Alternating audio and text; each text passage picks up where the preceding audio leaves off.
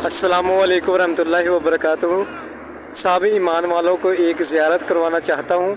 ये जो सामने आपको गुमटी सी ये नज़र आ रही है, यहाँ पर दुम्बा नाजिल हुआ था जब हज़रत इब्राहीम अलैहिस्सलाम हज़रत इस्माईल अलैहिस्सलाम को ज़िबा करने के लिए लेके आ रहे थे, तो यहाँ पर वो दुम्बा नाजिल हुआ था।